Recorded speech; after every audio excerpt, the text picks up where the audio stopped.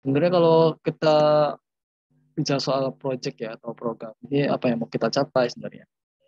Dan sebenarnya kalau pengertian project ini aku ambil dari Project Cycle Management Guidelines. Sebenarnya ya project itu ada serangkaian aktivitas yang punya tujuan untuk yang mempunyai tujuan untuk mencapai spesifik target ya atau objektif yang sudah dibuat dengan jangka waktu yang sudah ditentukan dan dengan budget atau atau budget yang sudah ditentukan juga. Jadi memang kata kunci di sini adalah soal rangkaian aktivitas, terus waktu yang sudah ditentukan, jangka panjang atau jangka pendek, bisa 3 bulan, 6 bulan, atau 4 tahun, 2 tahun, dengan ya budget yang sudah ada tuh. Karena memang project itu jalan, kegiatan kita jalan, jadi project itu bisa ya project yang program kita sendiri atau memang ya campaign yang udah kita buat dengan budget yang udah ada. Kadang memang budget itu penting banget buat menjalankan program atau project yang kita udah buat karena ya kalau kita nggak punya budget ya gimana kita mau menjalankannya seperti itu.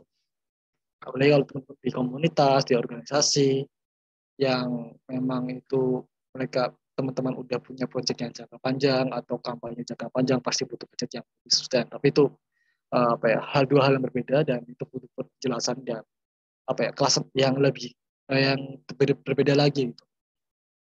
Karena soal ya budget atau mungkin soal finansial, soal pendanaan itu sangat penting dalam menjalankan suatu project. Jadi di sini aku mau coba membahas terkait persiapannya dahulu sebelum kita menjalankannya, karena itu krusial tuh loh. Semua asumsi, semua ide, semua apa yang kita rasakan di lapangan misalnya, atau apa yang kita pikirkan, kalau semua itu tercatat dengan baik, ya ketika kita melaksanakan juga akan baik, akan melaksanakan dengan baik tuh. Tapi ketika tidak tercatat dengan baik, ya kita mau merencanakan juga perencanaan juga agak kurang maksimal seperti itu. Oke. Jadi sebenarnya kalau secara luas, secara umum, kalau perencanaan itu ada soal konsep, analisa phase, planning phase, implementation, follow up, evaluation, terus adjustment. Kalau misal udah selesai ya time management gitu. Follow up atau evaluation ini ketika udah selesai, input atau hasil dari follow up itu bisa jadi adjustment, perubahan ketika kita memulai program lagi. Kalau udah nggak ada follow up, udah nggak ada itu udah projectnya di terminate atau selesai gitu. Ini secara umum sih gambarannya. Dari soal proses konsep sampai implementasi gitu. Nah, analisis phase atau planning phase ini berbeda ya. Kalau tadi yang analisis itu terkait soal stakeholder, problem, objektif, sama strategi. Stakeholder ini kita bisa ya kita menganalisa stakeholders atau orang-orang atau organisasi atau pihak-pihak mana saja yang bisa mendukung program kita misalnya project kita. Orang-orang atau pihak-pihak mana saja yang bisa jadi target uh, project kita. Bisa jadi target, bisa soal engagement atau kerjasama, atau bisa aja kayak ini penghambat nih stakeholder ini misalnya gitu. Jadi orang-orangnya siapa aja yang bisa mendukung, yang jadi target, terus yang bisa menghambat proyek kita tuh siapa aja tuh harus tercatat gitu kan. Sekecil apapun stakeholder itu, sebesar apapun stakeholder itu, bisa pemerintah, bisa perusahaan, itu bisa kelompok masyarakat, bisa komunitas, sama komunitas gitu kan.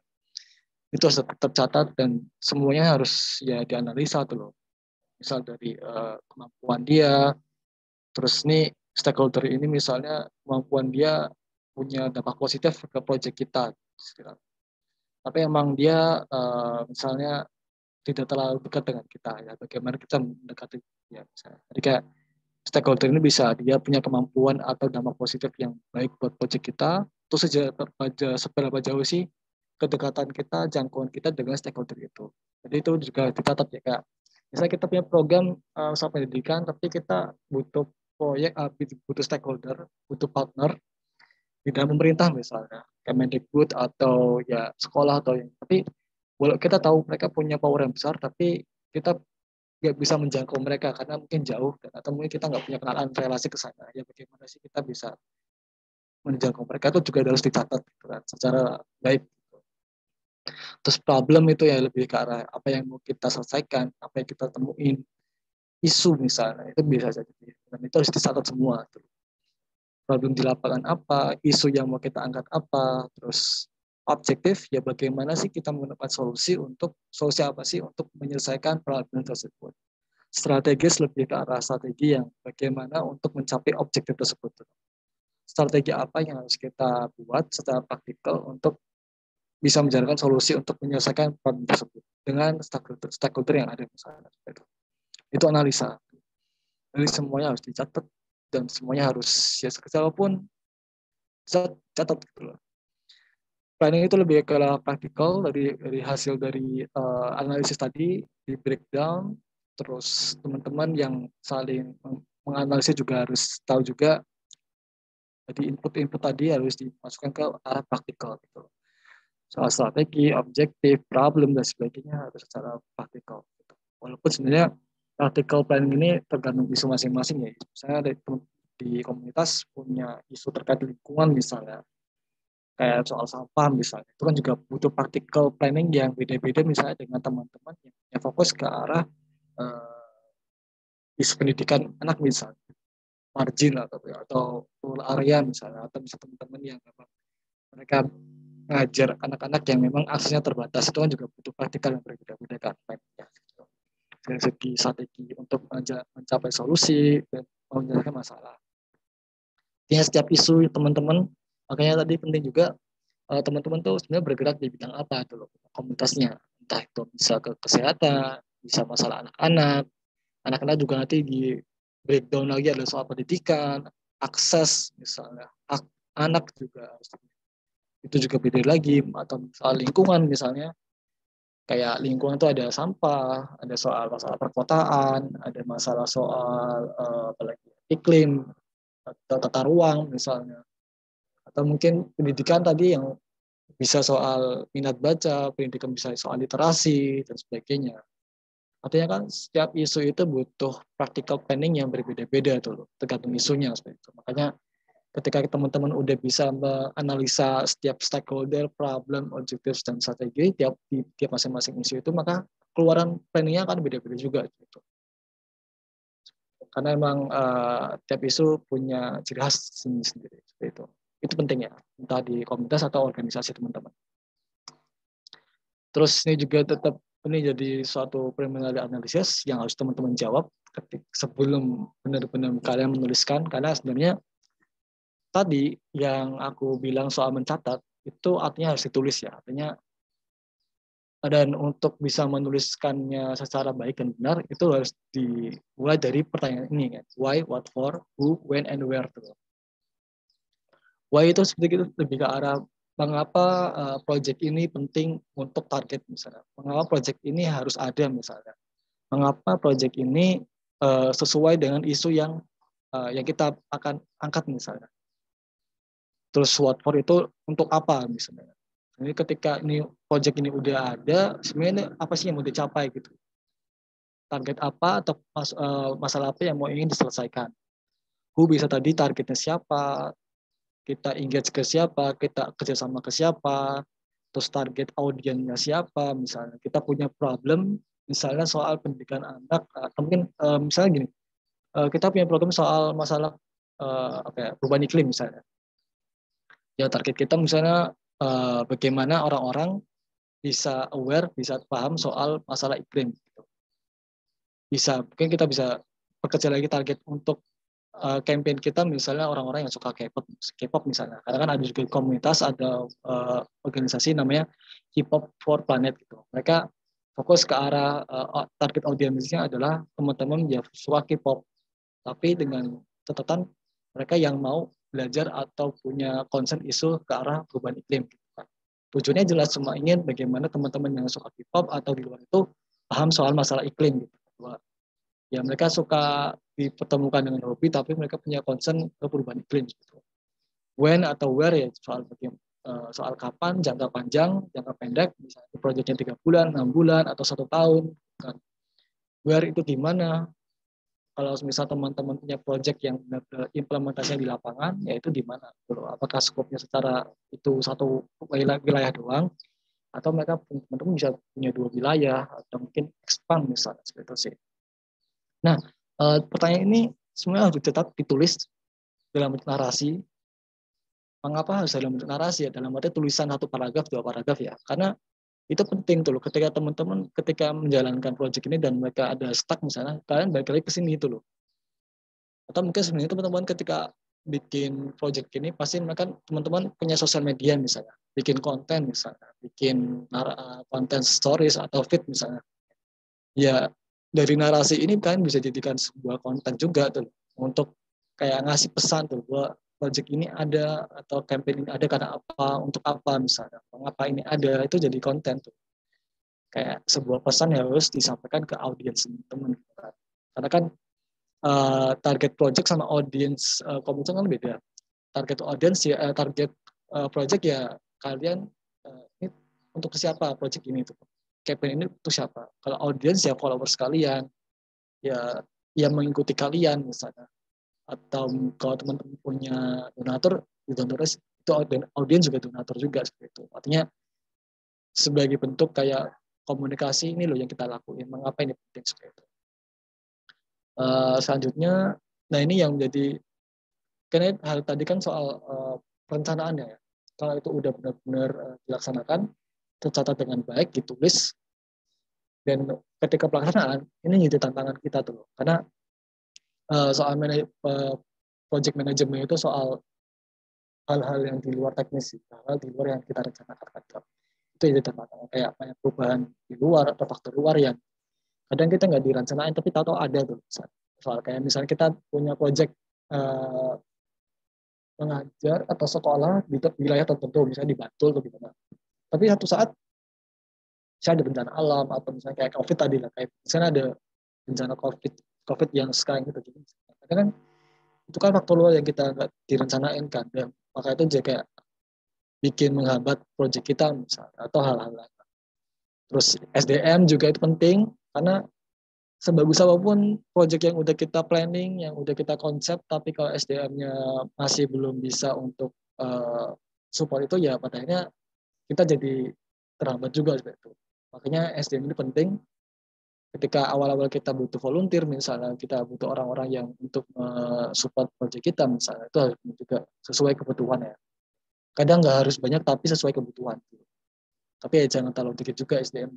Karena baik lagi karena orang SDM ini kan yang menjalankan proyek kita atau volunteer yang menjalankan proyek kita. Kalau kita nggak ada SDM-nya ya susah juga. Tapi juga ini baik lagi kalau udah ada SDM-nya sesuai dengan kriteria kita, jumlahnya juga pas, tapi kita nggak bisa manage orangnya, kita nggak bisa engage ke teman-teman SDM ini, ya akhirnya sama aja tuh loh. Proyek kita nggak bisa jalan tuh. Karena itu juga dua hal yang berbeda kan. Bagaimana kita mendapatkan SDM sesuai dengan kapasitas, sesuai kebutuhan, jumlah yang sesuai, dan bagaimana kita bisa memanage orang-orangnya.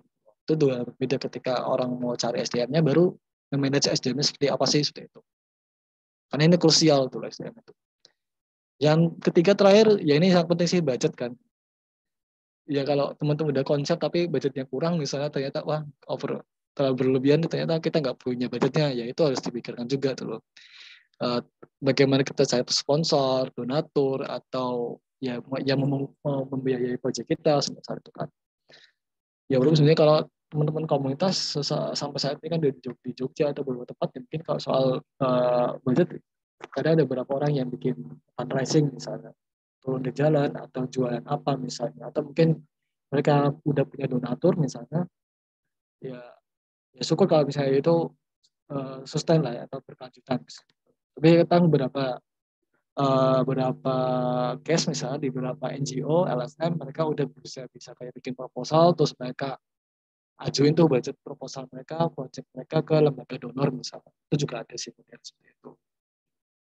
Tapi tetap itu kalau misalnya mengajukan ke lembaga donor ya harus benar proposalnya, dan harus jelas juga target yang mau dicapai apa, budgetnya berapa, dan sebagainya. Tapi itu juga butuh materi yang baru soal proposal ke lembaga donor. Nah, selanjutnya ini penting juga masih soal tadi yang hal-hal di luar yang nggak bisa kita perhitungkan, misalnya soal waktu, cost dan scope misalnya. Kalau semisal tiga ini, time, scope, sama cost ada yang berubah, itu akan memengaruhi kualitas, atau di sini quality itu artinya outcome atau objektif yang mau kita capai. Misalnya timeline, time itu soal timeline, misalnya yang awalnya kita punya project jangka waktunya 6 bulan, tahu-tahu molor nih karena ada masalah COVID misalnya, atau ada masalah SDM yang berkurang, mundur ternyata sampai 9 bulan atau mundur 3 bulan atau 2 bulan. Nah, itu akan mempengaruhi cost dulu. Ya awalnya budget itu hanya untuk 6 bulan, tahu-tahu membengkak misalnya di 6 bulan, 8 bulan misalnya. Skopnya juga kan, semakin panjang apakah skopnya akan bertambah atau berkurang, misalnya dari segi orang, dari segi wilayah dan sebagainya. Atau misalnya cost-nya, budgetnya berkurang, ya itu kan juga mengaruhi hal lain kan, dan semua itu saling berkesinambungan, makanya akan mengaruhi outcome-nya tuh, hasil yang akan kita capai. Outcome itu kan lebih ke arah hasil yang terlihat, yang bisa kita yang udah kita yang ingin kita capai lah. Nah, ini salah satu contoh untuk monitoring. Contoh aja ini dari kerjaan juga sebenarnya. Ini karena bisa buat di Excel, Google Sheet, atau di Excel tapi enakan di Google Sheet, karena kalau Google Sheet kan teman-teman masukin aja email tiap anggota, terus orang-orang bisa mantau lah masing-masing gitu. Itu lebih ke arah month, dates, itu April, ini dicatat per tanggal 1 sampai tanggal 8 tuh tergantung teman-teman. Ini karena Jumat Minggu libur ya, aku nggak masukin, lebih ke arah remix-nya apa. Terus ini soal project atau riset atau kampanye secara umum ya, project itu namanya projectnya apa, aktivitas itu lebih ke arah detail aktivitas itu ngapain aja tuh. Catat aja di sini, nanti tanggal 1 ada aktivitas enggak terkait project ini, ada catat aja hasilnya apa di Remax misalnya. Terus di sini kalau misalnya aktivitasnya mengajar anak, ya di blok aja kayak 4 sampai April sampai minggu berapa itu aktivitasnya sama misalnya. Ini lebih ke monitoring aja sih sebenarnya, lebih ke arah teknis gitu.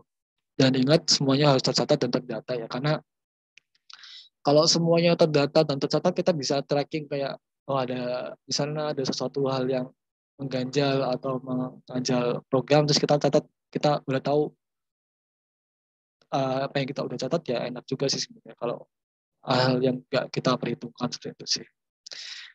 Kayak misal tadi ya, kalau kita balik lagi ke arah, misalnya tadi kayak banyak faktor perubahan atau faktor luar yang nggak kita bisa jaga misalnya. Nah, kita bisa ketika awal-awal kita planning bikin program, itu kita bisa bikin seksi namanya asumsi. Asumsi ini hal-hal yang semisal terjadi, itu bakal ngapain. Semisal ini terjadi, efeknya apa, dampaknya apa.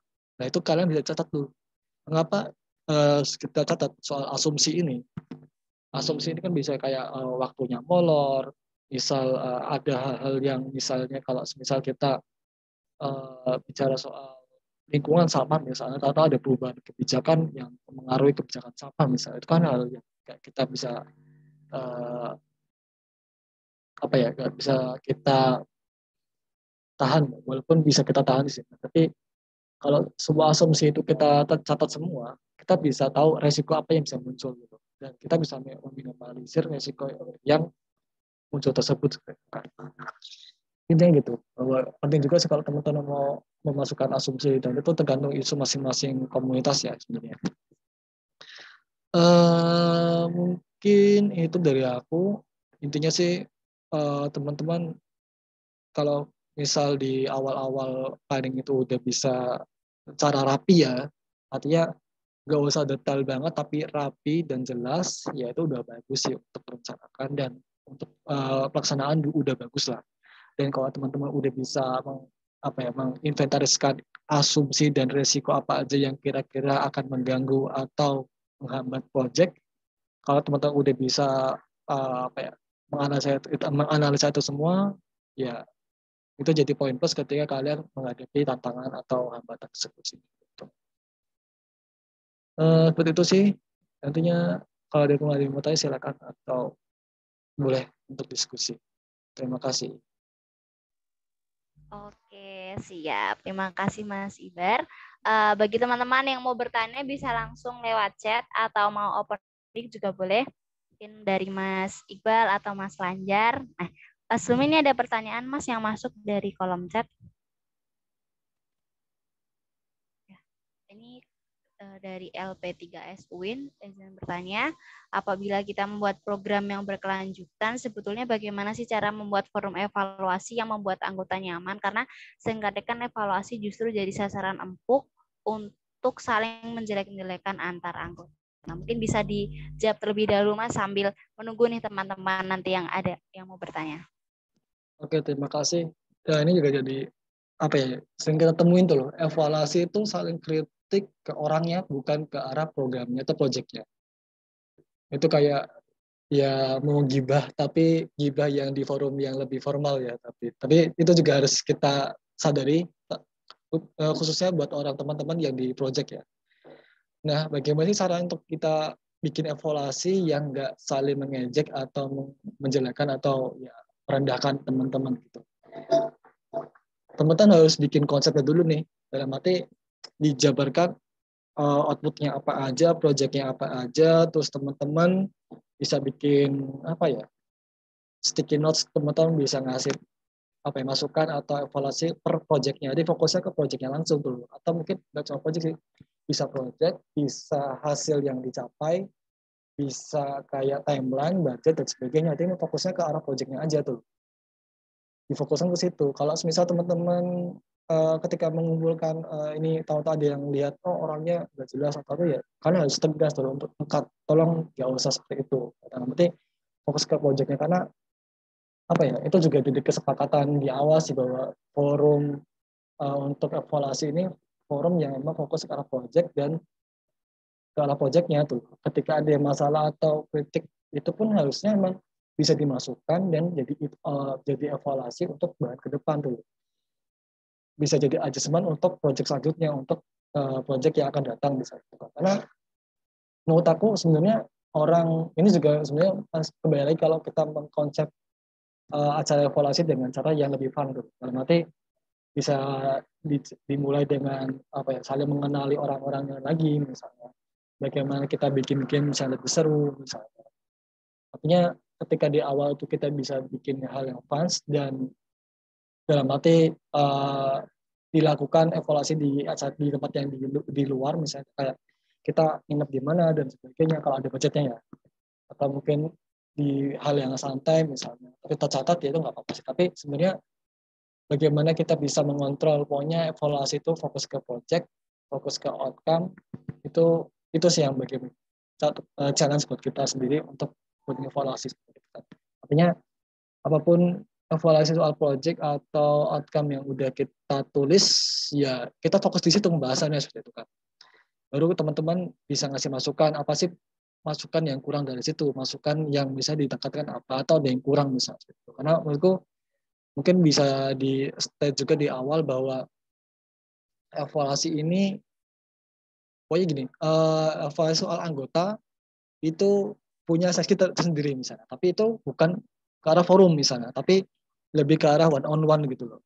Jadi eh, ketika permasalahan personal antar anggota ini bisa diselesaikan dengan sesi one on one, artinya antara project manager atau ketua divisi dengan masing-masing anggota per personal, ketika itu udah bisa diselesaikan di situ, maka untuk forum evaluasi program ya nggak akan ada untuk mengevaluasi personal gitu, karena itu berbeda lagi dulu gitu.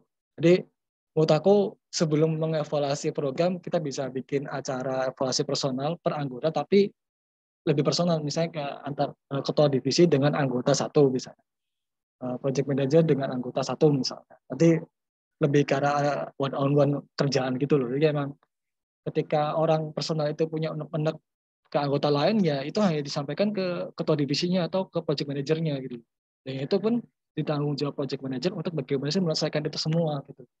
Jadi ya udah, artinya semua anggota yang punya unek-unek antar anggota lain, karena misalnya oh dia aku nggak suka sama dia karena dia lelet misalnya, dia nggak bisa bagi waktu misalnya, ya itu mungkin si project manager bisa ngomong langsung ke personal itu sendiri seperti itu. Jadi emang ketika evaluasi project ya fokus ke projectnya aja seperti itu sih. Intinya gitu sih.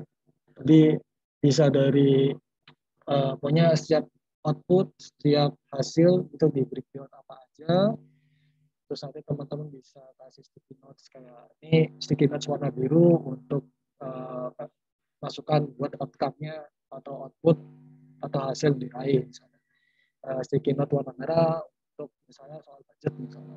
Sticky note soal warna kuning untuk apa untuk apa. Jadi memang sticky notes itu penting ketika kita jelas dulu mau ngomongin apa sih soal evaluasi. Jadi masing-masing sticky note masing-masing itu akan dikelompokkan lagi mana yang sama, mana yang beda, mana yang seragam, nanti bisa dibahas masing-masing.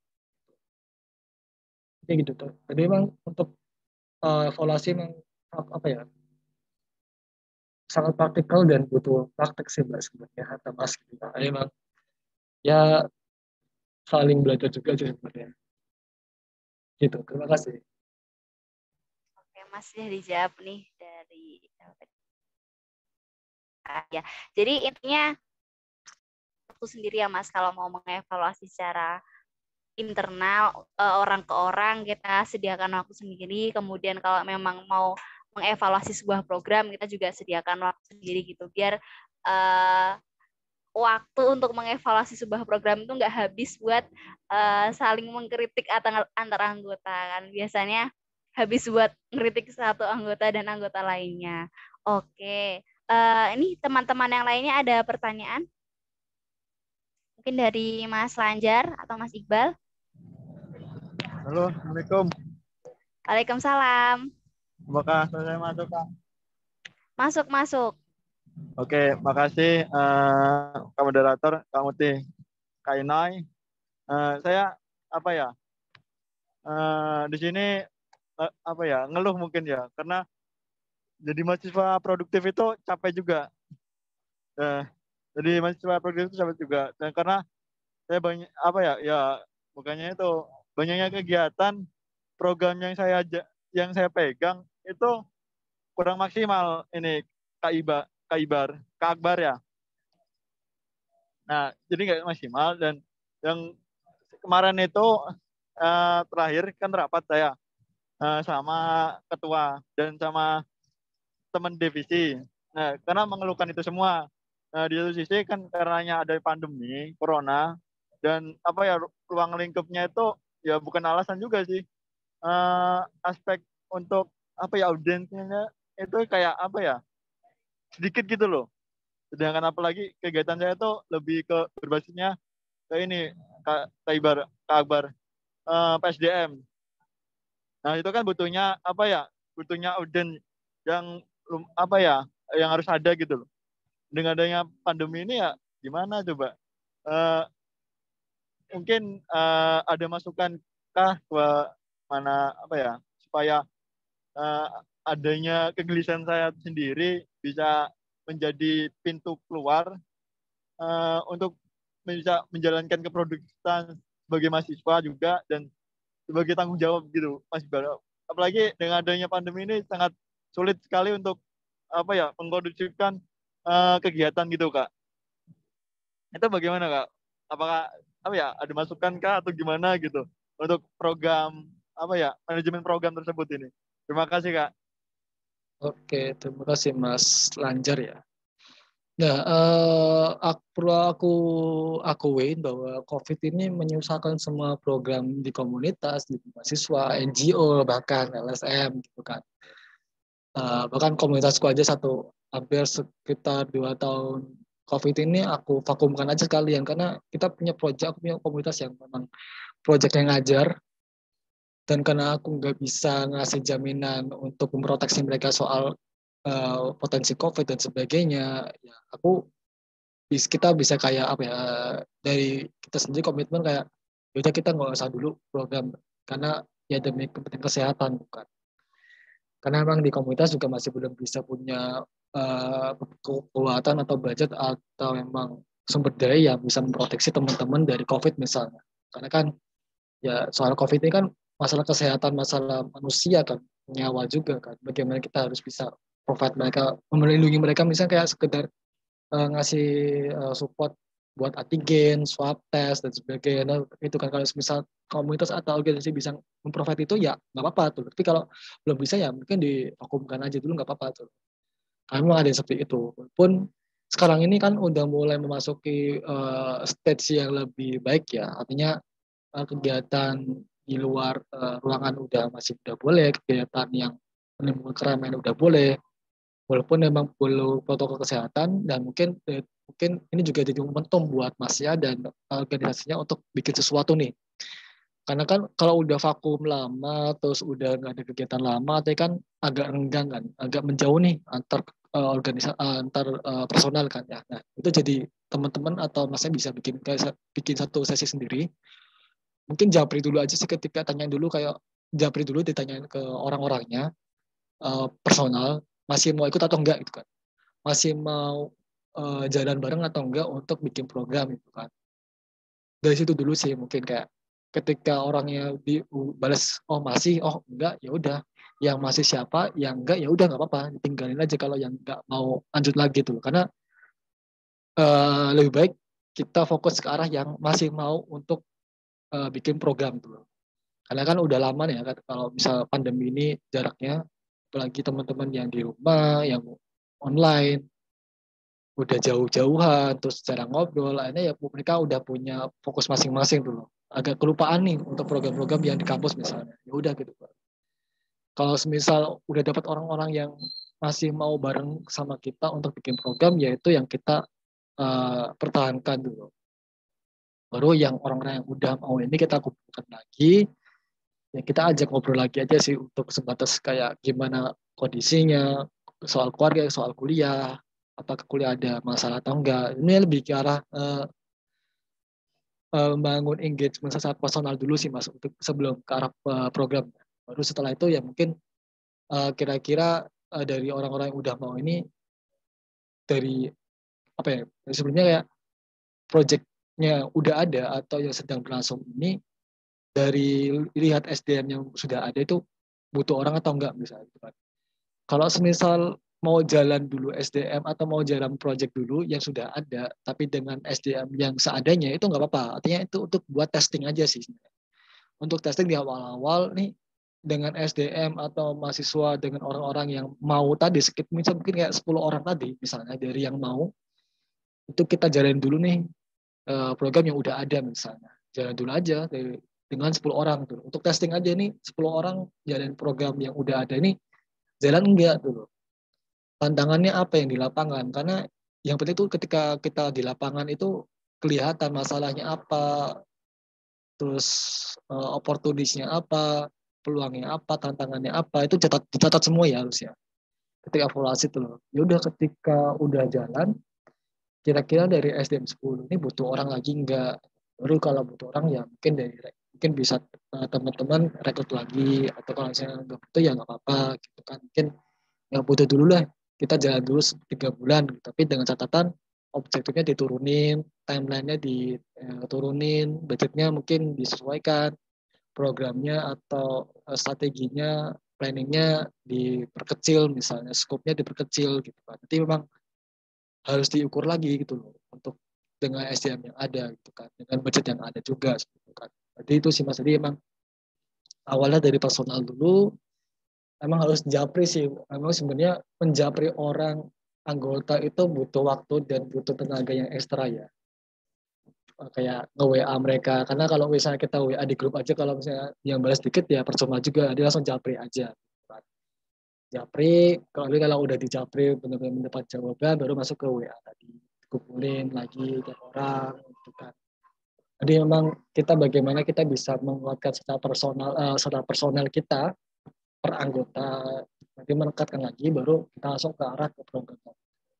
Jadi memang program tadi misalnya ada program banyak, dikecilin lagi, dikurangin lagi aja misalnya. Atau 2 program aja lah dalam seminggu, atau program misalnya dalam 2 minggu itu 1 program aja misalnya. Jadi emang pandemi COVID ini emang harus menurunkan semuanya tuh. Sebelumnya kita settle lagi, kita sustain lagi, kita siap lagi untuk ke arah yang emang lebih strategis gitu kan. Seperti itu. Gitu sih Mas. Mungkin dari Mas Ranja ada lagi nggak mungkin yang mungkin tadi ada yang udah dilakuin atau ada yang belum, misalnya boleh diceritain lagi sih nggak apa-apa sih. Mungkin bisa diceritakan Lanjar, ya sambil curhat nggak apa-apa. Santai aja. Ya Kak, ini kayaknya ya gitu loh Kak Akbar. Jadi gimana ya, posisi saya sebagai divisi kegiatan tersebut kan, pertama kan saya menanyakan ini kepada senior yang udah pengalaman lah. Nah, kata beliau, ya itu tantangan kamu Jer buat apa namanya, lebih kreatif lagi dan lebih produktif lagi. Nah, saya balik nanya gini, Kak, ya saya tuh baru awal masuk program ini dan kegiatan ini, dan saya lihat lingkungan tersebut tuh sangat menarik. Nah, yang pertama menarik ini, terus yang kedua, tantangan ini sebenarnya bagi saya, apalagi saya apa ya, mahasiswa baru pada waktu itu, sangat apa ya, mengerikan gitu loh Kak. Apalagi dengan adanya apa ya, pandemi. Setiap ada program kegiatan gitu kumpul-kumpul positif, dari pihak kayak apa ya, kok penanganan COVID dan RT RW dan sebagainya, LSM yang terkait mengenai apa ya, pengamanan COVID itu mesti menindaklanjuti. Nah, ini kegiatan ini kalau bisa online. Nah, kalau online itu dari pemahaman saya dan pengalaman saya, kuliah aja kurang produktif, dan kuliah itu kayak gimana ya, kayak disepelekan gitu loh. Apalagi program yang notabene program ini harus bisa bermanfaat gitu loh. Gitu sih Kak. Tuh ngalamin tuh kayak kuliah gitu loh. Jadi apa ya, kacamata saya lah, kuliah aja kalau misalnya online itu ya, saya tuh kebanyakan tidur gitu, kebanyakan apa ya, ngelur-ngelur waktu gitu kan. Dan terus kalau misalnya saya apa ya, selaku bagian dari kegiatan ini, terus saya kayak gini ya, gimana, sama aja mending gak usah ikut kegiatan saya gitu. Makanya di situ saya tuh apa ya, sudah memangkas bagian yang apa ya, kegiatan-kegiatan yang meresikkan gitu loh, meresikkan, yang apa ya, yang menimbulkan keramaian gitu. Kemarin tuh ya kayak ada yang kegiatan webinar dan sebagainya, itu ya alhamdulillah. Dan respon respon teman-teman ya kalau bisa offline Kak kegiatannya. Nah, itu jadi bingung gitu loh Kak. Ya mungkin itu sih kalau apa ya, sedikit curhat mengenai apa ya, manajemen program dan apa ya, dengan adanya apa ya, pandemi pada saat ini kan, pandemi saat ini kan belum jelas titik terangnya, nggak tahu selesai ataupun nggak tahu udah emangnya apa ya, udah selesai gitu, belum belum tahu. Soalnya dari apa ya, dari pemerintah aja belum apa ya, mengpikan corona itu udah hilang gitu.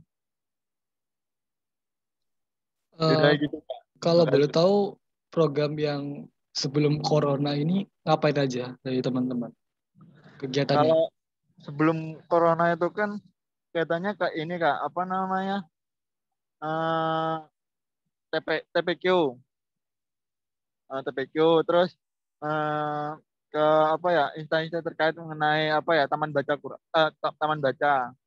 masyarakat sebagainya. Nah, adanya apa ya, masuknya saya situ kan ya sebagai melanjutkan program itu dan merenovasi program itu, tapi dengan adanya pandemi membuat saya apa ya, semakin kayak ya gitulah. Nah, tahu sendiri Kak. Ini aku mungkin bisa kasih juga pandangan juga, mungkin aku juga adopsi dari teman-teman di Project Cell, mereka juga bikin sekolah juga, kayak bikin ya, sekolah ngajar lah di satu wilayah di Code gitu kan, di pas masa COVID kemarin gitu.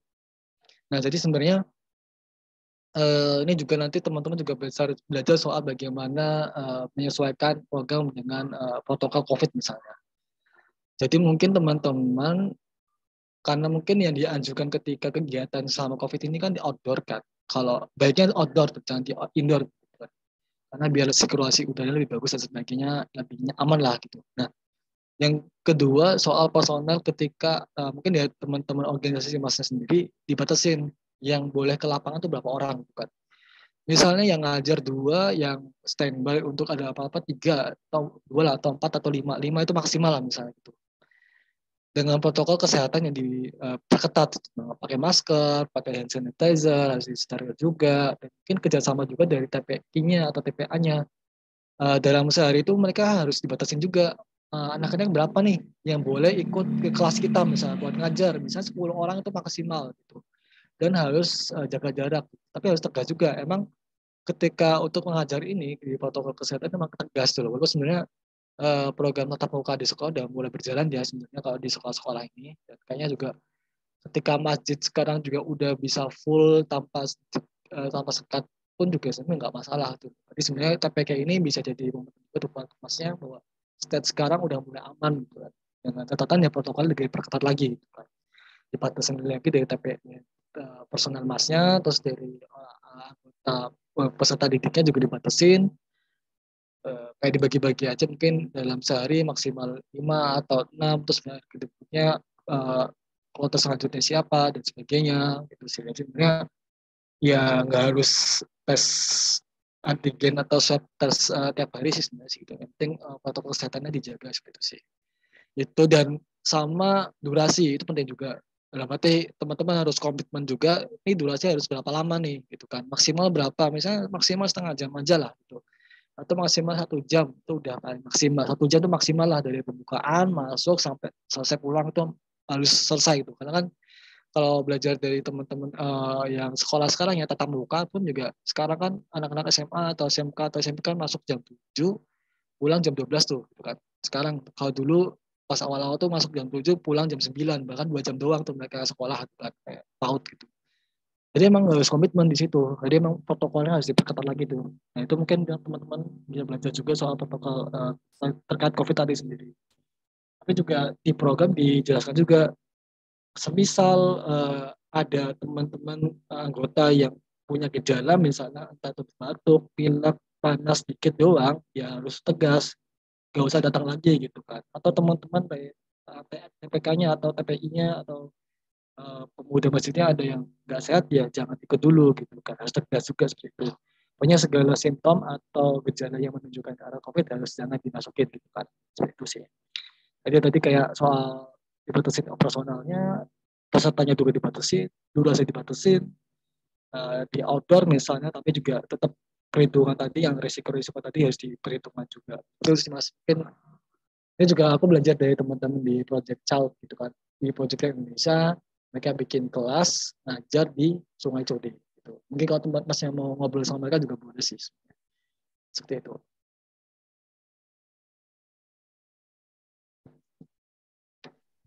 Ini ada yang mau disampaikan lagi nggak nih dari Lanjar? Oke Kak, makasih buat Kak Akbar sebagai pemateri manajemen ini program ya sedikit ada pandangan juga ya. Sebenarnya juga punya pikiran seperti itu, tapi saya tuh suka berbelit-belit gitu loh dalam arti, karena ya itulah terkadang itu kan saya tuh pengen itu membuat kegiatan atau program itu lebih spesifik itu kena gitu kepada audiensnya, dan itu ya menurut saya agak susah juga gitu dengan adanya batasan waktu tersebut gitu. Ya emangnya harus seperti itu sih, dengan adanya kuliah juga ya terkadang ya dipangkas juga waktunya, dan kegiatan sebagainya dipangkas juga kegiatan. Tapi ya dengan adanya pandemi sumpah menurut saya bikin saya galau gitu. Galau berarti ya masa ngasih waktu segini masuk gitu, apalagi yang notabene yang pemahamannya tuh lambat gitu, termasuk kayak saya gitu kan. Ya gimana gitu ya, kadang saya tuh kemarin itu pas tuh bilang ke adik-adik di TPQ, kalau misalnya ada yang pengen ditanyakan, chat aja ke kakak gitu. Nah, insya Allah bisa dibantu gitu kan. Ya kan, ya tuh ya nggak dilaksanain Kak, tapi pas di lapangan itu pas kita ya lakuin lagi, Kak saya kurang ini tuh. Kenapa kok nggak di chat aja? Soalnya kalau ini kan kita pembahasannya lebih lanjut, kita mendalami lagi gitu. Oh ya Kak, maaf Kak, lupa. Nah, pasti gitu ya, itulah kekurangan dan kelebihan manusia gitu. Apa sih yang penting saranku jangan mikir sendiri, harus ada orang yang ada partner lah minimal atau tim yang dekat dengan kamu, ya 1 atau 2 orang lah, mungkin minimal 1 orang yang bisa diajak tektokan bareng. Jadi kayak kamunya nggak berat mikir sendiri sih gitu. Ada nggak atau partner Iya gitu Kak, ya. kemarin itu kan di divisi itu kan ada apa ya? Ada 4. Nah, itu ya kami itu ya sepakat seperti itu gitu dengan adanya tekanan ya apa ya peraturan yang ada di daerah tersebut kan menekankan ya seperti katakan kakak kan apa ya waktunya dipangkas gitu.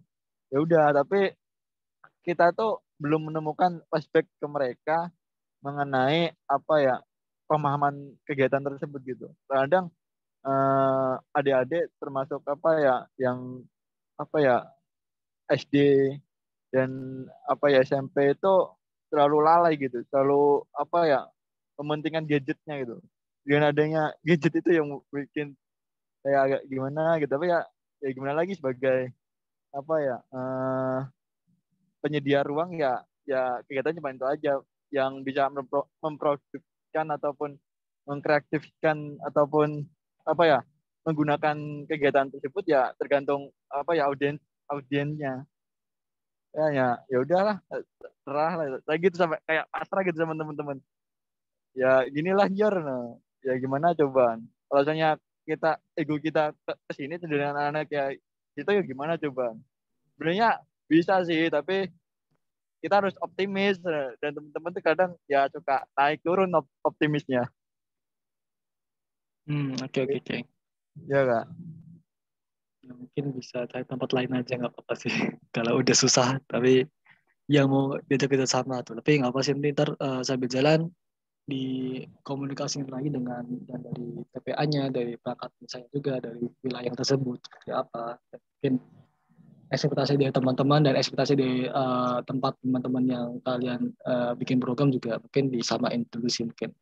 Ya biar mungkin dari perangkat desa atau wilayah pinginnya apa, harapannya apa, dan jangan sampai kayak teman-teman udah banyak berusaha tapi tetap gak bisa ternyata ya udah nggak apa sih artinya bisa cari tempat lain yang mungkin kira-kira bisa ya saling support lah seperti itu. Artinya teman-teman betul, mereka juga butuh dan ya ketemulah di situ. Tapi kalau teman-teman punya hal yang mau dicapai tapi yang dari misalnya atau wilayah ternyata nggak ingin mencapai tersebut, ya biar aja biar artinya mungkin bisa cari alternatif lainnya seperti itu sih. Mungkin dari aku seperti itu. Oke kak.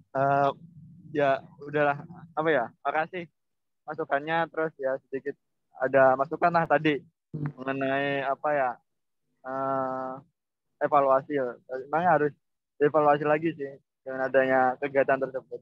Makasih ya, kak. Nah, Sip, sip. Oke, siap. Ini ada teman-teman yang mau bertanya lagi kah? Oke.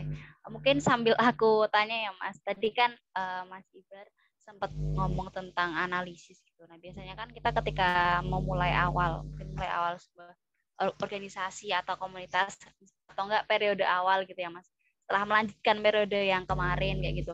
Kan seringkali pasti ada keinginan untuk merombak hal-hal yang buruk menjadi hal-hal yang baik kayak gitu. Terus habis itu pengen sih banyak banget inovasi-inovasi baru yang dimasukin kayak gitu kan kadang-kala tuh kayak semua tuh pengen banget nih diikutin gitu semua program pengen banget nih dijalanin kan tadi ada salah satu tahapan tuh di analisis ya Mas gitu. Nah mungkin kalau Mas Ibar sendiri untuk menghadapi masa-masa awal gitu pembuatan program gitu Mas Ibar tuh menggunakan teknik apa ataukah analisis SWOT terlebih dahulu atau analisis yang dilakukan oleh Mas Ibar itu seperti apa Mas? Mungkin ada saran-saran. Oke, itu balik lagi ke fokus ke divisi kayak kalau di organisasi divisinya apa, komunitasnya apa, isunya apa, itu kan. Balik lagi nanti secara umum kalian itu jangan program itu soal apa isunya gitu kan. Terus analisa tadi misalnya gini, soal lembaran baru ya kayak melanjutkan program baru dan sebagainya. Itu balik lagi program sebelumnya itu sebenarnya udah kecapai belum sih untuk targetnya gitu. Apa yang mau kita capai sebenarnya udah tercapai belum gitu. Target misalnya orangnya atau sesuatu outcome atau output tuh udah semua atau belum gitu. Kalau ada yang udah, kalau udah selesai ya udah artinya ditutup gitu kan. Tapi kalau ada yang belum, dan ternyata selama evaluasi ternyata teman-teman menemukan hal baru yang bisa ditingkatkan, ya mungkin program baru itu bisa melanjutkan dari program yang lama tersebut gitu.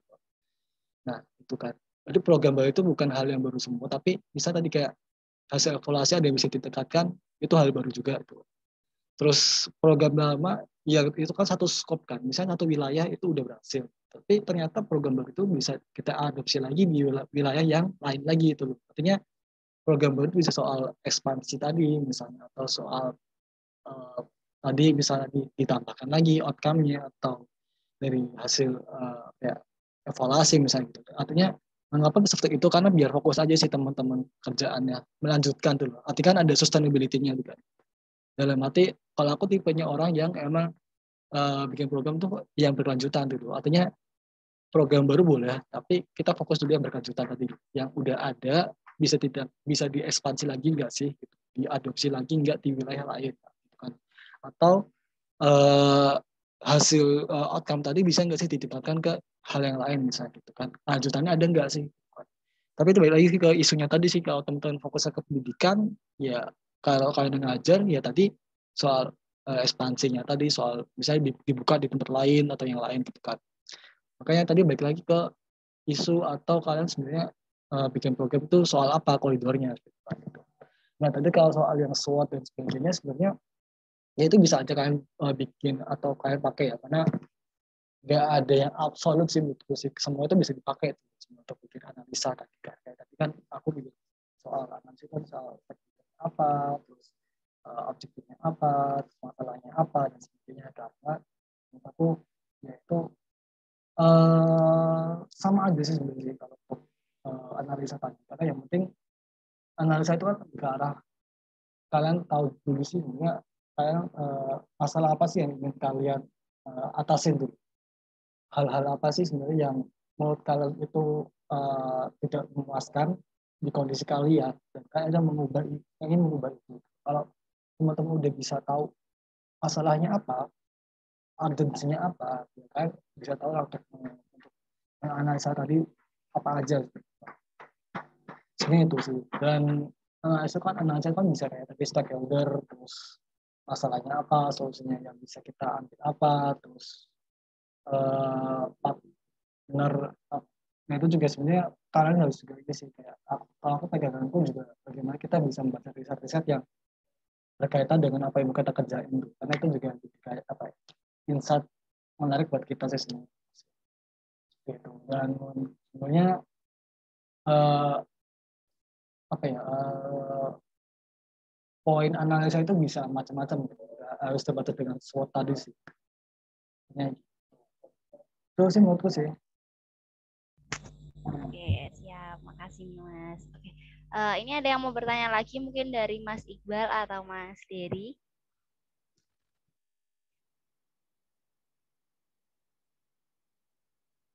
Mungkin bisa ini Mas bisa perkenalan juga. Tadi lupa banget nih perkenalan Mas Ibar dari komunitas apa nih tadi, lupa banget nih tadi belum kenalan di awal nih Mas.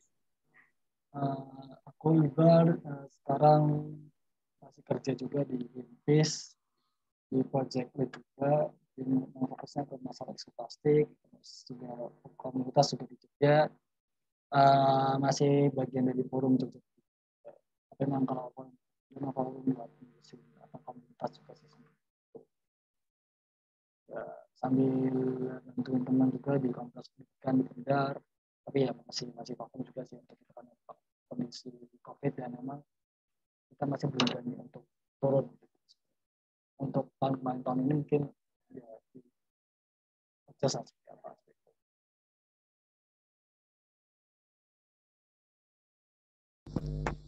Oke, siap. Makasih nih Mas perkenalannya. Oke, ini teman-teman ada yang mau bertanya lagi? Nanti kita tutup. Biasanya udah pada, Mas Dery, silakan. Oke, sebelumnya terima kasih sudah dikasih waktu. Halo Mas Ibar, mungkin belum kenal sama saya. Saya mau tanya ke Mas Ibar. Nah, Mas, misalnya ini juga salah satu hal yang kadang buat saya bingung juga sih, bagaimana ketika misalnya kita membuat, misalnya ada satu komunitas atau satu organisasi yang dia kemudian membuat satu basis lokasi baru, misalnya di satu kota baru, kemudian atau misalnya di satu lokasi baru, misalnya dari Jogja, kemudian dia melebarkan sayapnya, kemudian misalnya di Semarang atau di Solo dan lain sebagainya. Nah, kemudian bagaimana seharusnya komunitas tersebut menjalankan program-program yang sudah mereka lakukan itu agar bisa tetap berjalan lancar di satu kota baru tersebut. Tetapi dengan kasus ini, satu kota tersebut baru memiliki 1 atau 2 orang anggota yang memang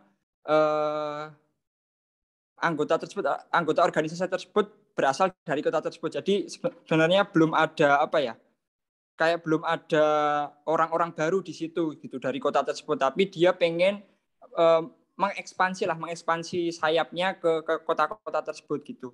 Paham nggak, Mas? Yang saya tanyain. Ya. Menurut Mas Ibar gimana caranya biar kita bisa tetap menjalankan program dengan maksimal gitu? Terima kasih, Mas. Oke, Der. Siap. Sebenarnya kalau tadi ya soal buka base baru atau buka program baru yang artinya di Jogja udah dilakuin, terus kita mau bikin lagi nih di Semarang, di kota-kota lain misalnya, atau komunitas lain di sana ya. Sebenarnya kalau orangnya baru 1 atau 2 orang, terus sebenarnya nggak apa-apa sih. Artinya yang penting kita tahu nih untuk di kota yang baru ini, di wilayah yang baru ini, kita planning dulu nih dari komunitas kita sebenarnya kita udah punya apa sebenarnya. Yang kita bisa kasih, yang kita bisa pegang untuk di kota yang baru ini sebenarnya. Yang nggak punya tuh apa tuh loh. Karena kan yang penting kan sebenarnya jaringan kan kalau untuk di kota baru tadi kan. Nah kalau jaringan belum ada ya udah tuh ya, itu dulu sih yang harus dibuat tuh loh. Sambil jalan sebenarnya target untuk di wilayah baru ini di mana dan apakah benar-benar penting enggak tuh, apakah sesuai kebutuhan si wilayah tersebut atau enggak gitu kan. Kembali lagi ke pertanyaan, sebenarnya wilayah yang kita buka baru ini mereka butuh enggak sih sebenarnya? Jangan-jangan kita masuk ke sana ternyata mereka butuh-butuh banget loh, cuma kita pengen buka-buka baru aja gitu kan. Tapi ternyata ya sebatas untuk menambah secara kuantitas, tapi secara kualitas ternyata wilayah nggak butuh-butuh banget tuh loh. Gitu kan. Itu pertanyaan dasar-dasar juga sih sebenarnya yang harus kita jawab ketika di awal untuk membuka wilayah baru gitu loh.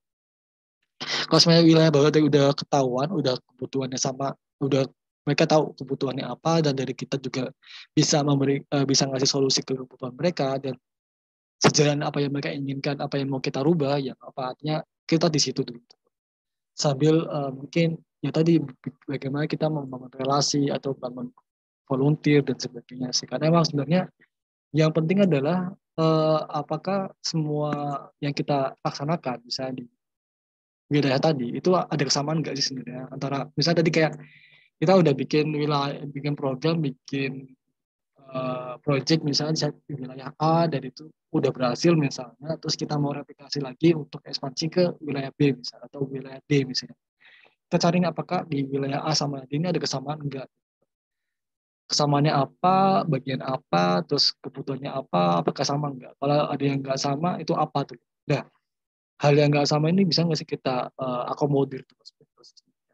Ada emang di awal-awal itu emang benar-benar butuh riset banget untuk wilayah yang kita mau buka yang baru tadi sendiri sih.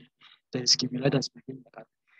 Itu tergantung isunya apa. Kalau misal untuk bikin wilayah baru soal di sekolah non formal atau bikin wilayah baru untuk ngajar misalnya, atau wilayah baru untuk kayak bisnis komunitas, ya itu balik lagi risetnya kan beda-beda lagi kan sebenarnya seperti itu. Kalau misal untuk komunitas tadi ya untuk bikin komunitas baru kayak project baru ya tergantung nanti isunya di wilayah tersebut apa misalnya apakah sesuai dari sisi isu yang mereka butuhkan sesuai nggak sih dengan apa yang kita perjuangkan misalnya atau yang kita bikin atau yang kita kampanyekan gitu kan. Terus potensi wilayahnya apa, terus selama ini yang mereka hadapin apa, dan mungkin itu sih sebenarnya kayak bagaimana kita bisa mapping wilayah tersebut dari sisi masalah, sisi kebutuhan, dari sisi apa yang udah kita lakukan itu ada kesamaan enggak, terus sama sisi bagaimana sih relasi atau jaringan yang bisa kita bangun di situ. relasinya ada nggak, jaringannya ada nggak sih? Karena kalau kita udah punya jaringan di situ dan jaringan tersebut juga memiliki isu yang sama dengan kita, ya itu juga akan lebih mudah sih, gitu sih untuk mengembangkan atau memapping masalah terkait masalah yang dihadapi di wilayah tersebut, apa yang atau mungkin mapping isu secara isu yang sedang kita kampanyekan, gitu sih. Ya jaringan itu kan bisa dari mahasiswa, dari LSM, dari NGO, dari kelompok-kelompok misalnya, dari akademisi yang kita coba engage, karena sebenarnya jaringan itu ya kita lihat juga gitu loh. Yang mendukung kita secara positif apa, terus yang secara jangkauan itu dekat enggak sih dengan kita tuh loh. Ada kan kita lihat ini ada satu stakeholder yang sangat baik misalnya. Dia punya pengaruh besar, punya power yang kuat, tapi ternyata kita jauh dengan mereka gitu kan. Atau mungkin ya secara komunitas misalnya dia dekat sama kita, tapi ternyata mungkin dia bagusnya di secara grassroots misalnya, gitu sih. Jadi tergantung juga stakeholder itu kebutuhannya dari sisi campaign, dari sisi mungkin isunya, atau mungkin dari sisi apa yang kita butuhkan gitu kan. Karena apa yang kita butuhkan terkait tadi masing-masing stakeholder juga beda-beda kan sebenarnya seperti itu. Mungkin itu dari aku sih. Gimana, Der? Ya Mas, oke, terima kasih. Makasih ya Mas. Ya.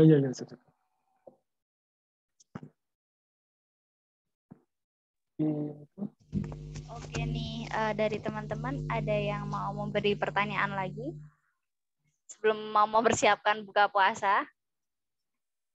Udah mau jam 5 dari Mas Lanjar, dari Mas Iqbal, Mas Dery, Mas Uta. Mungkin ada pertanyaan lagi?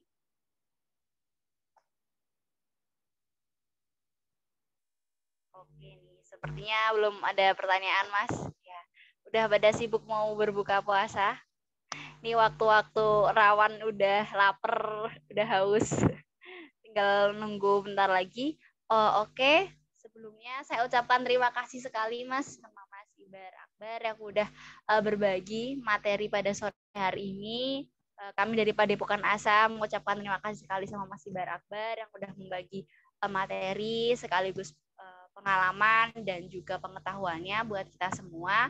Meskipun pada sore hari ini nggak banyak nih pesertanya, karena ini udah pada sibuk mudik, mengurus lebaran, beli baju dan sebagainya. Ini kayaknya semangatnya udah pada mulai luntur, tapi alhamdulillah masih ada beberapa orang yang ikut serta di sini, mau mencari, mau belajar bareng, mau cari ilmu, terus difasilitasi ini sama Mas Ibar, dikasih materi sama Mas Ibar. Saya mengucapkan, Mas Uta mau ngomong nih. Mencet deh. Bar, thank you Bar. Lagi di jalan, lagi nyetir. Thank you Bar. Ya. Sama-sama Okay. Tak. Sorry Bar.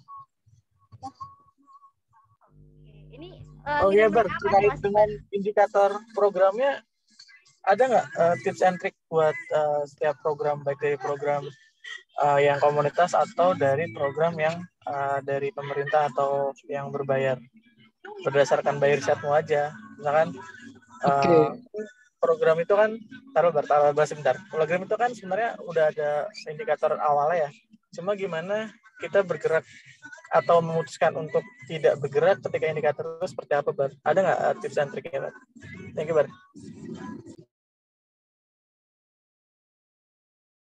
Oke, mungkin aku coba.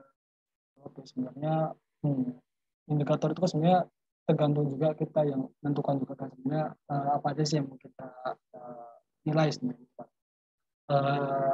Program ini kayak jalan atau nggak jalan, terus sebenarnya indikatornya apa? Itu kan sebenarnya yang kita, kalau kita di awal tadi udah memetakan, misalnya masalahnya apa, terus solusinya apa, terus misalnya tadi kayak jangkauannya berapa, misalnya tadi kayak dari soal outcome lah, masalahnya apa, outcome-nya apa nih, yang mau kita capai apa, gitu kan. Misalnya kayak outcome, berarti misalnya masalah soal literasi anak lah, atau kita bagaimana kita bisa mikir kayak misalnya anak-anak bisa belajar apa misalnya, anak-anak bisa mendapat akses apa itu kan. Kalau misalnya itu bisa secara kuantitas itu tercatat dengan baik, ya itu jadi saya masukkan sih indikator soal outcome tadi kan sebenarnya. Kalau misal tadi kita soal pemerintah, kita bagaimana soal plastik, kalau soal lingkungan lah, bagaimana kita bisa outcome-nya, bagaimana kita bisa menciptakan masyarakat pemuda yang bisa mengatur soal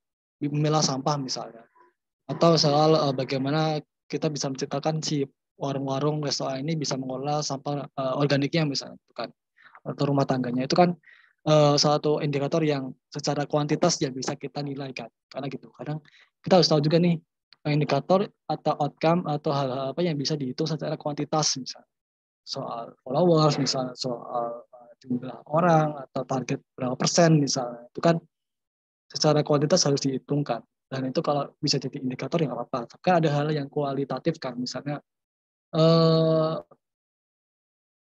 apa ya, sebenarnya kalau indikator tuh kalau misalnya udah di awal tadi udah bisa dijelaskan secara rinci, ya itu udah kejawab lagi sebenarnya, karena nggak ada yang absolut sih menurutku untuk indikator tadi dulu untuk menyatakan ini berhasil atau ini nggak berhasil seperti itu kan. Kadang misalnya gini, nggak berhasil karena ada faktor lain misalnya, tapi sebenarnya itu kan ada apa ya, masih proses yang panjang kan sebenarnya, karena tergantung lagi proyeknya soal apa tuh. Kalau misal indikator bilang ini nggak mencapai outcome secara sampai 6 bulan, tapi ternyata indikator keberhasilan ini atau outcome yang mau dicapai itu ternyata bisa berhasil selama butuh 3 bulan lagi, karena kan artinya kan waktu itu juga menentukan tuh loh. Kalau misalnya waktu tadi 6 bulan ternyata kurang, ya kita tambahkan lagi seperti itu sih. Mungkin itu sih. Kalau hal yang lain kayaknya aku belum tentu lihat lagi sih. Oke, jadi sebenarnya baik case di komunitas sih, ketika nanti indikatornya di akhir tidak sesuai sama rencana kita, terus kita bikin indikator sendiri biar supaya bisa Okay. apa ya, bisa tetap bisa berjalan gitu, dan ini kayak proses adaptif kan jadinya buat program. Nah ini kan kalau komunitas kan berarti kan emang nggak terikat kan, beda sama kalau dari pemerintah atau dari instansi terkait kan, itu harus jelas supaya kedepannya bisa lebih banyak lagi dapat program dari mereka. Kalau komunitas kan biasanya proses adaptif, itu sih menurut gue. Oke. Iya sebenarnya kan ada yang bisa menurun, meningkat, deskriptif, atau mungkin sebenarnya ya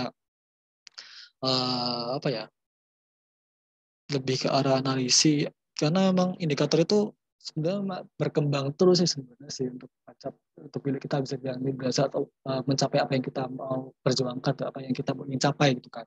Karena memang tuh berkembang terus, mengikuti perjalanan waktu, mengikuti apa yang terjadi di luar sana, apa yang kita bisa pegang misalnya.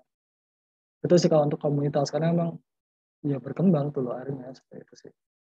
Dan menurutku ya kayak semisal apa ya, kalau untuk contoh yang lebih jelasnya kayak semisal bagaimana kita bisa bikin kita pingin bagaimana outcome-nya kayak di Jogja itu nggak ada lagi sampah visual misalnya gitu kan.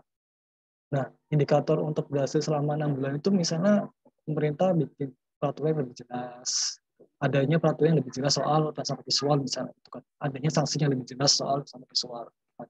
Atau sebenarnya di tahun misalnya indikator pertama 6 bulan atau 3 bulan awal proyek ini, misalnya indikatornya ada sampah visual yang memang sudah dibersihkan berapa persen misalnya, atau targetnya di tahun berapa sampai visual menurun berapa persen gitu kan. Tapi itu kan semakin berkembang terus sebenarnya sih untuk target tersebut, indikator keberhasilan gitu. Itu mungkin itu sih, tapi itu bisa jadi diskusi ke depan lagi sih. Iya.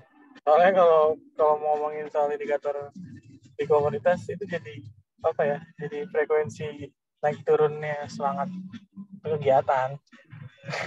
Ini kadang kalau emang udah mulai ngedrop, diturunin indikatornya supaya tetap intinya sih tetap sustainable, tetap berjalan kan. Oke, Bar. Thank you, Bar.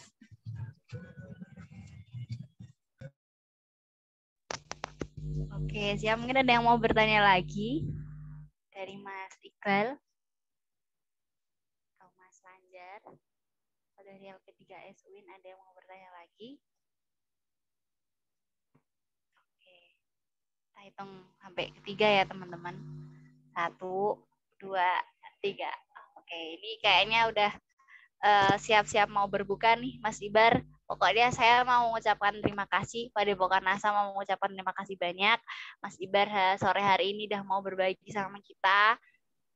Udah mau banyak banget ngasih saran ke kita semua. Semoga apa yang dikasihkan sama Mas Ibar di sore hari ini bisa menjadi amal jariah buat Mas Ibar, bisa menjadi barokah ya Mas buat Ramadan kali ini. Terus habis itu semoga nanti bermanfaat nih buat teman-teman ke depannya, bisa dipraktekkan dengan baik. Kayak gitu. Terima kasih ya Mas Ibar atas waktunya, atas Terima kasih materinya. Kak Ibar.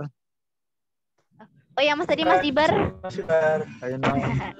Oh ya tadi Mas Ibar sempat ini ya Mas, sempat ngasih link tuh, mungkin bisa dijelaskan Mas itu link apa, mungkin nanti bisa diakses sama teman-teman.